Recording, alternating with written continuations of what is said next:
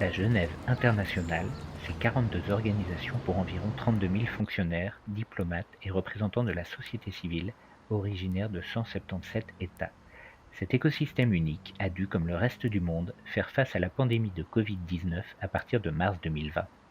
Comment tout un secteur qui par définition se déplace en permanence aux quatre coins de la planète s'est adapté au confinement, aux règles sanitaires drastiques imposées par la maladie? Les employés de la Genève internationale qui arrivent pour travailler ici, on a dans une année normale à peu près 1500 ménages. À partir du mois de mars, on a eu plus zéro délégué de passage pour venir participer aux conférences. De l'autre côté, des ONG, on a eu plus de demandes, de questions qu'avant, parce que tout d'un coup, les ONG ne savaient pas comment faire pour avoir l'aide du gouvernement suisse du canton. Une partie des ONG ne parle pas français, donc tout d'un coup, on a été confronté à beaucoup plus de sollicitations et de demandes. Du côté des institutions internationales, le Palais des Nations, quartier général européen de l'ONU, accueille d'habitude environ 8 000 réunions, près de 600 grandes conférences et 100 000 visiteurs par an. Mais à partir de la mi-mars 2020, celui-ci est totalement déserté. Une situation pas facile à vivre, notamment pour les personnes seules, n'ayant de relations sociales que par le biais de leur travail. Le social manquait. C'est les gens qui sont seuls, qui avaient plus de contact.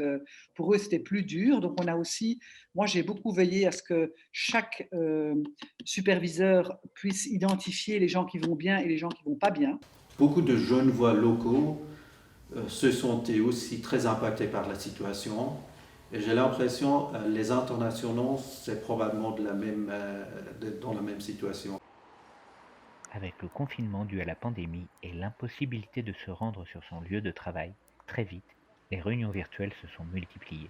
Elles ont alors pris le pas sur les rencontres réelles, avec finalement des côtés très positifs. Tout d'un coup, on a commencé à avoir beaucoup plus de monde dans nos réunions. Mhm. Et parce que les gens pouvaient se connecter de n'importe où. Et donc, c'était beaucoup plus intéressant, en fait, parce qu'on a touché des gens que généralement on ne touche pas. Ils sont pas physiquement à Genève. Ils ont beau envoyer une note du pays via la mission ici à Genève. Enfin, bon, c'est quand même un peu très indirect. Et là, on a eu des acteurs en live. Et surtout, ce qui était très important, euh, on avait des gens de l'extérieur de Genève qui participaient à ces conférences. Assez vite, les gens ont vraiment pris ça comme un défi. Les réunions virtuelles ont même parfois pu offrir des moments de distraction bienvenus face à la gravité de la situation. Donc c'était un peu folklorique parce qu'on voyait de temps en temps un gosse ou un chien qui aboie, un coq qui crie dehors. Enfin, c'est assez drôle parce qu'on a découvert les intérieurs de chez chacun. Finalement, cette pandémie fut peut-être un mal pour un bien, une situation exceptionnelle ayant nécessité de l'adaptation pour une plus grande efficacité au travail. Donc oui, meilleure productivité, très grand engagement de la plupart des staffs qui ont travaillé aussi le soir différemment, qui se sont vraiment bien adaptés. On a beaucoup appris, ça c'est une évidence. On a beaucoup travaillé et bien travaillé. Et je pense que ça va évidemment laisser des traces. Ça c'est sûr et certain.